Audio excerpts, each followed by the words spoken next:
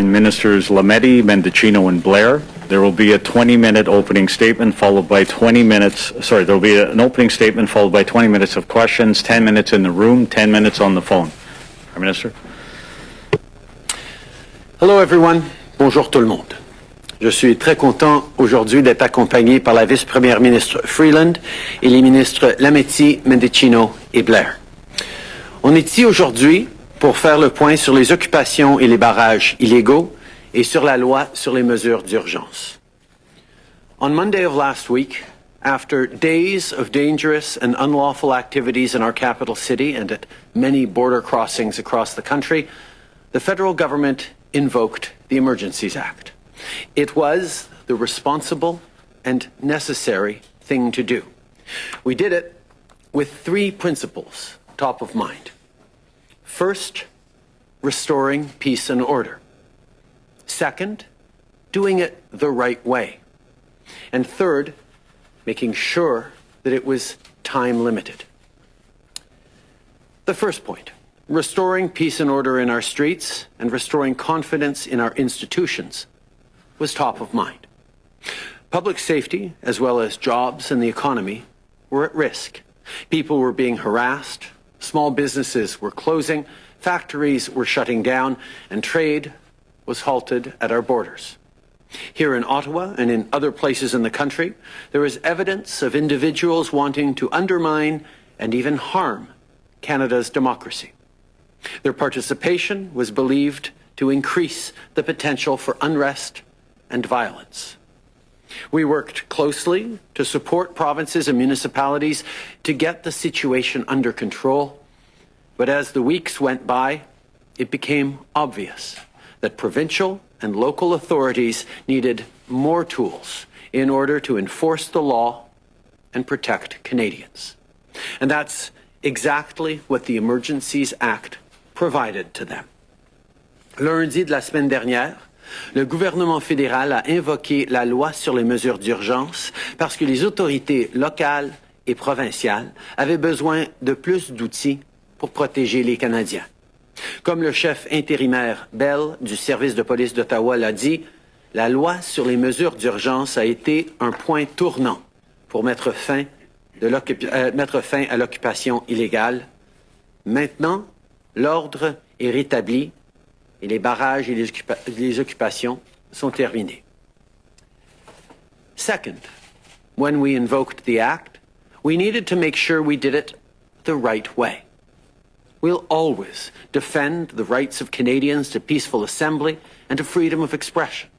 As I said before, the Emergencies Act was created to flow from and uphold the Canadian Charter of Rights and Freedoms. These measures had to be and were compliant with the Charter.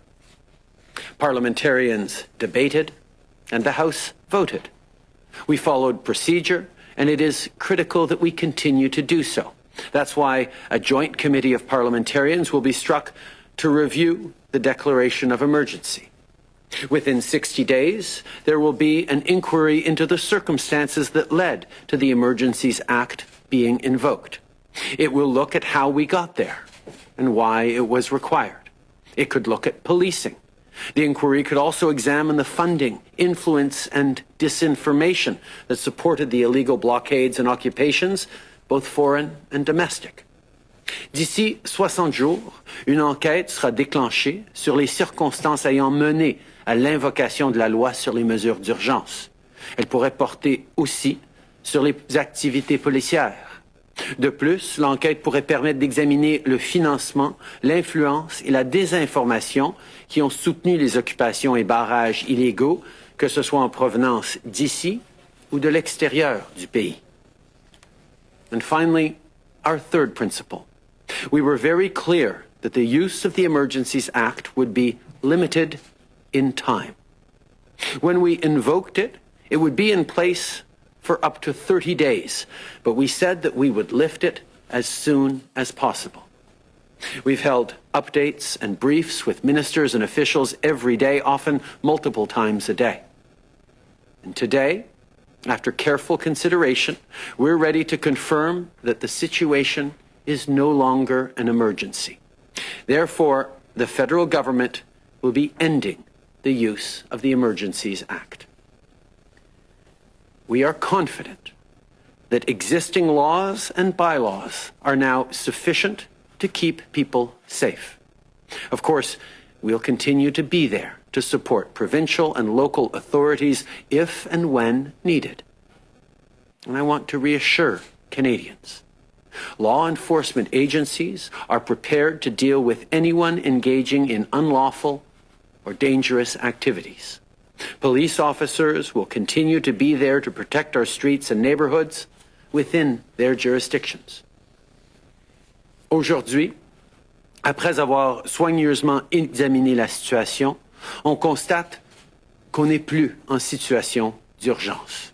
C'est pourquoi le gouvernement fédéral met fin à la loi sur les mesures d'urgence. On juge maintenant que les lois en place sont suffisantes pour assurer la sécurité de la population. Et évidemment, on va continuer de soutenir les autorités locales et provinciales au besoin. Je veux rassurer les Canadiens. Les autorités sont prêtes à intervenir auprès de toute personne qui prendrait part à des activités illégales et dangereuses. Dans le respect de leurs compétences, les policiers vont continuer de protéger nos rues, nos quartiers, notre pays. Going forward, it'll be important that we gain a fuller understanding of what gave rise to this kind of disregard for laws and threat to our democracy. We need to make sure our institutions are prepared and ready in the future. While the immediate emergency situation is over, this issue won't just go away. We need to constantly work to defend and improve our democracy at home and around the world. Il est important que nos institutions soient prêtes à l'avenir et qu'on poursuive notre travail pour défendre et améliorer notre démocratie. Canadians have been through a lot, and we have a lot of challenges ahead of us. Let's remember that we're fighting a virus, not each other. Let's work together. After 2 difficult and painful years, we have a lot of healing to do. And now is the time to be there for one another. Merci. Okay, we'll move to questions from the room. We'll start over here at this microphone with Jasmine from Radio-Canada. Bonjour. Lundi, vous disiez qu'on était encore en situation de crise. Aujourd'hui, on n'est plus en situation d'urgence. Pourtant, à l'extérieur, dans le centre-ville, le paysage semble être pas mal le même. Qu'est-ce qui a changé dans les 2 derniers jours, Monsieur le Premier ministre?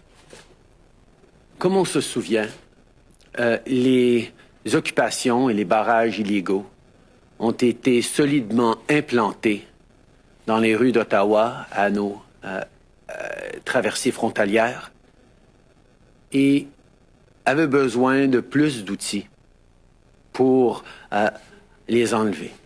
C'est ce qu'on a donné aux policiers il y a 1 semaine avec la loi sur les mesures d'urgence.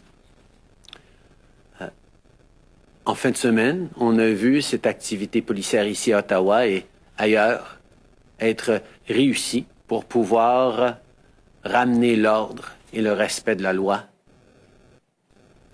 Et depuis lundi, comme je l'ai dit, nous avons évalué à chaque étape le niveau d'urgence et de préoccupation et de menaces qui existent dans le pays.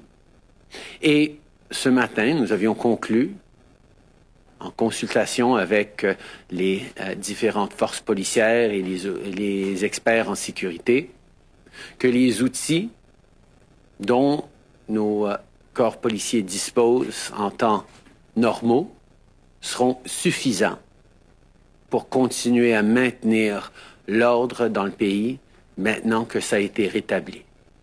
Alors, comme promis, nous ne voulions pas garder 1 minute de plus cette loi sur les mesures d'urgence et donc on annonce que ce sera levé aujourd'hui.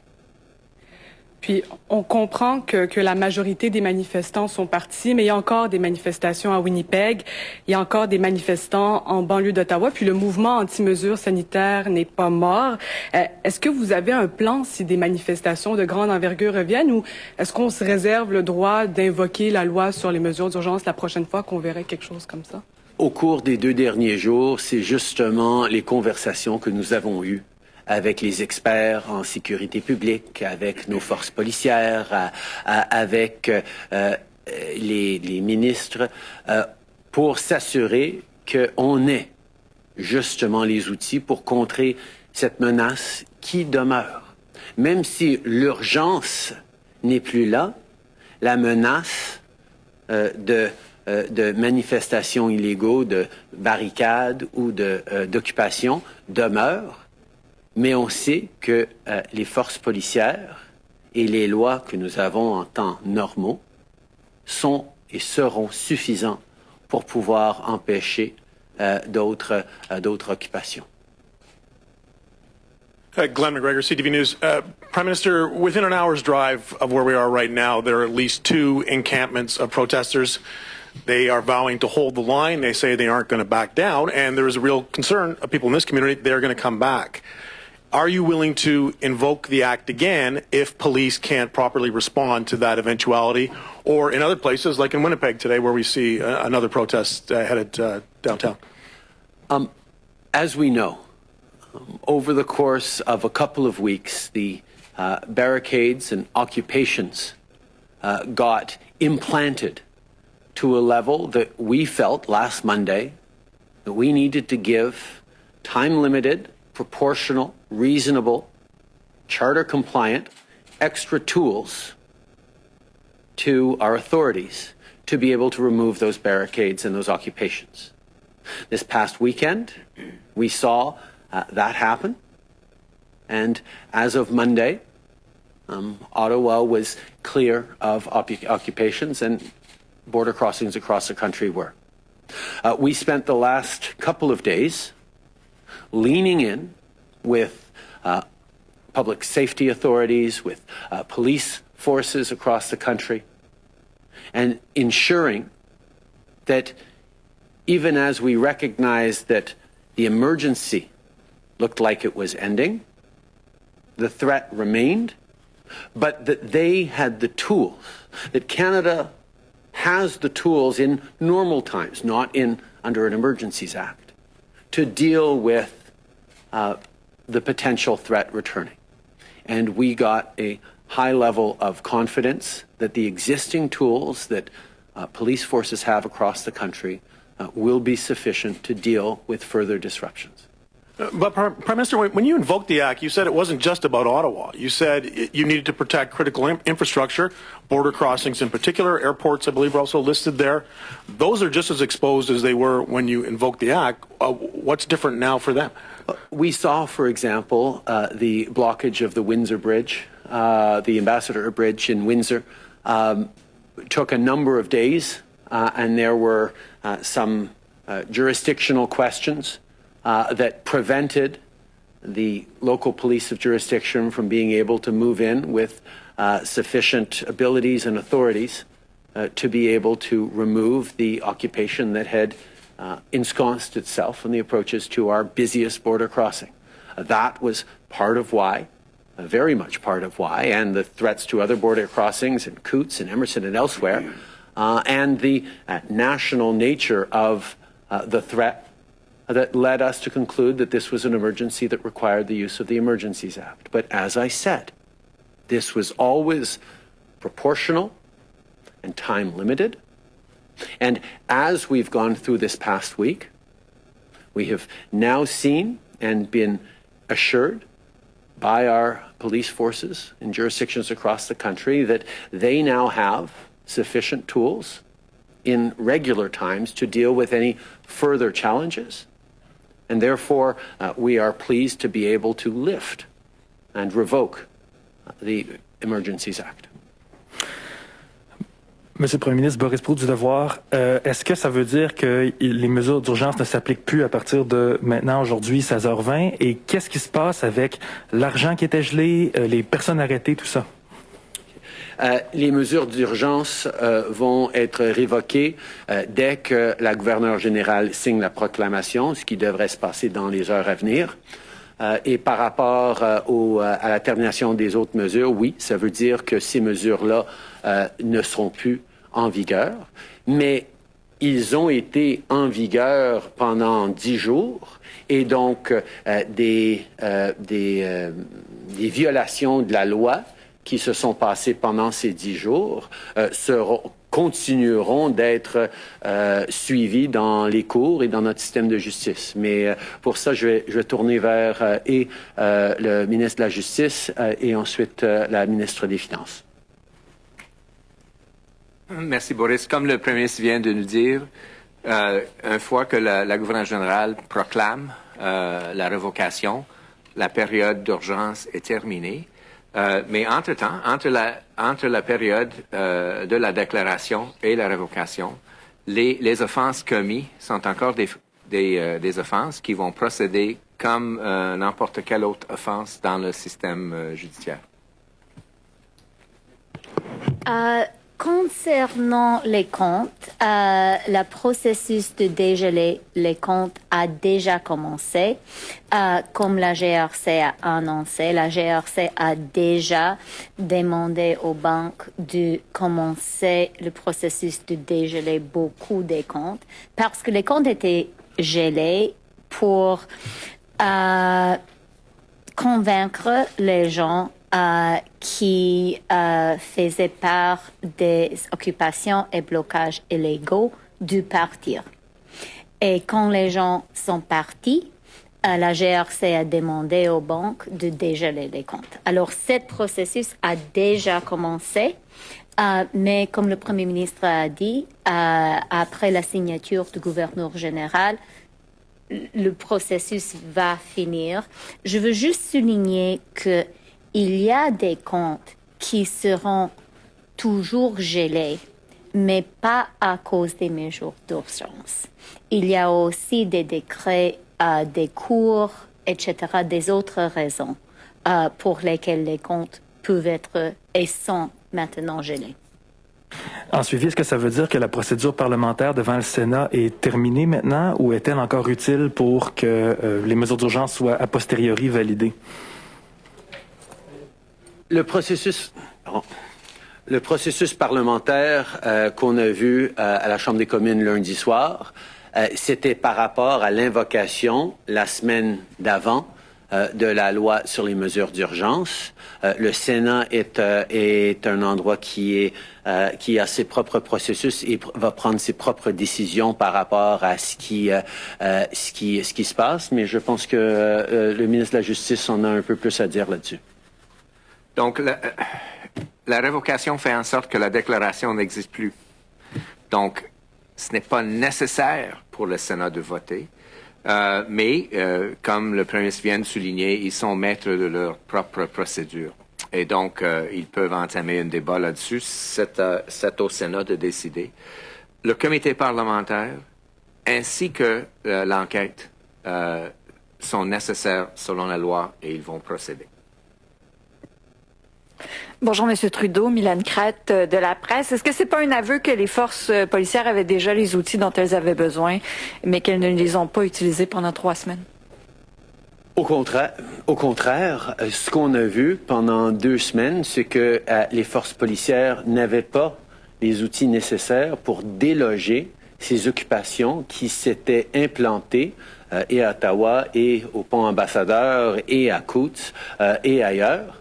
Et l'invocation de la loi sur les mesures d'urgence a encouragé certaines personnes de quitter et, d'autre part, a permis aux forces de l'ordre de pouvoir en finir avec ces occupations.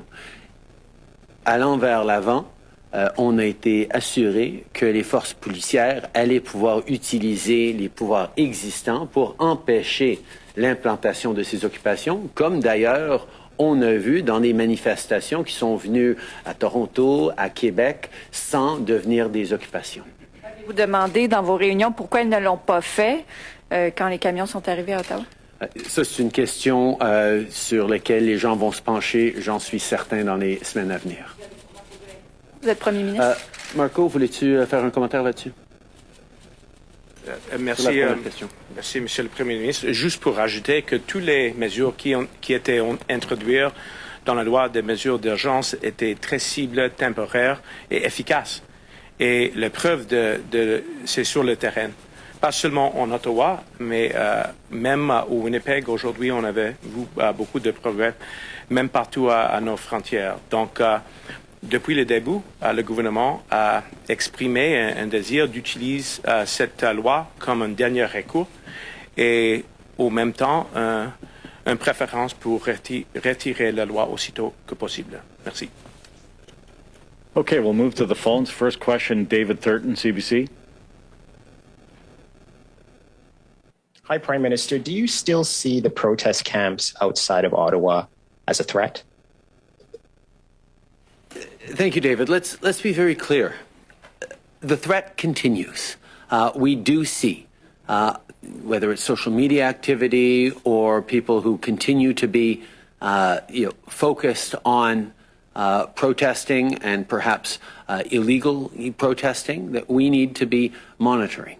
But the acute emergency that gave rise to the invocation of the Emergencies Act 10 days ago, that there were occupations so solidly implanted that the police didn't have the kind of resources or tools available to dislodge them, that emergency is now over. We spent the last 2 days hearing from law enforcement and from public safety experts who reassured us that the tools available to police to prevent further occupations, tools that were used quite effectively by police services in cities like Toronto and Quebec City over the past weeks, would be sufficient to prevent, even as people continue to threaten to restore blockades or occupations, it would be sufficient to use the tools regularly at hand for police services to prevent further emergencies. So you still see these camps as a threat, but could you elaborate a bit more, Prime Minister? Do you see it as a threat to public safety? Do you see it as a threat to democracy? Do you see it as a threat to Canadian values? Just if you could elaborate, that'd be great. I think people understand that there was a lot of anger and a lot of frustration directed at governments, directed at our democracy, directed at public health measures that were part of these blockades and these occupations, and those haven't ended. But allow me to be very clear. People are allowed to express their disagreements. People will always have the right to free expression, always have the right to freedom of assembly in this country. What you don't have the right to do is to blockade your fellow citizens, to cause pain and disruption in the daily lives of thousands upon thousands of Canadians, to put jobs at risk across southwestern Ontario and indeed the whole country. That's not a right people have, and that is something that we're going to continue to be very strong and vigilant against. Moving on to Emily Bergeron, La Presse Canadienne. Bonjour, Monsieur Trudeau. On a entendu depuis hier plusieurs sénateurs se plaindre là qu'il y a des informations confidentielles, gardées confidentielles, des informations de renseignement qui ont contribué là, à justifier l'invocation de la loi sur les mesures d'urgence. Et pour ces sénateurs-là, ils se sentaient inconfortables de se prononcer sur le bien fondé de tout ça. Mais là, maintenant que c'est révoqué, il va y avoir une enquête publique et le comité qui va être mis sur pied. Est-ce que vous pouvez garantir qu'il va avoir accès à ces informations jusqu'ici gardées confidentielles? Depuis les débuts, nous avons commis d'être transparents et ouverts dans la mesure du possible avec les Canadiens par rapport à l'utilisation de cette loi sur les mesures d'urgence. Mais comme vous dites, il va y avoir un comité parlementaire où siégeront aussi des sénateurs qui vont pouvoir faire un suivi sur les décisions prises et les actions prises, et aussi une enquête qui permettra d'approfondir encore plus. Je pense que une des choses très importantes dans toute ces dernières semaines, ça a été de renforcer et d'assurer la confiance des Canadiens dans nos institutions, dans nos services policiers, dans notre capacité d'assurer la sécurité, la stabilité de nos quartiers, de notre pays. Et une partie importante de cette confiance, ça va être effectivement la transparence et l'ouverture par rapport aux raisons pour lesquelles on a dû amener cette loi sur les mesures d'urgence de façon responsable, limitée et temporaire. Et nous allons continuer de faire tout ce qu'on peut pour assurer la confiance continue des citoyens dans leurs institutions. OK. Donc, est-ce que des informations, disons, qui ont été gardées confidentielles, qui n'ont pas pu être partagées jusqu'à présent aux parlementaires, vont pouvoir être communiquées à ce comité-là? Mais ma question, c'était plus sur la formation de ce comité-là.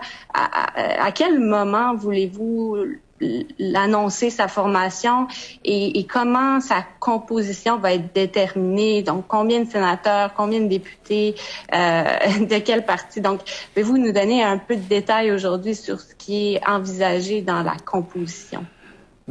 Tout d'abord, la loi sur les mesures d'urgence établie en 1988 exige d'ailleurs qu'on crée un comité joint de députés et de sénateurs en dedans de 7 jours pour se pencher sur cette loi sur les mesures, l'utilisation de la loi sur les mesures d'urgence. Et nous allons absolument faire ça. Le Parlement doit siéger pour créer ce comité. Donc, on compte le créer en début de semaine prochaine.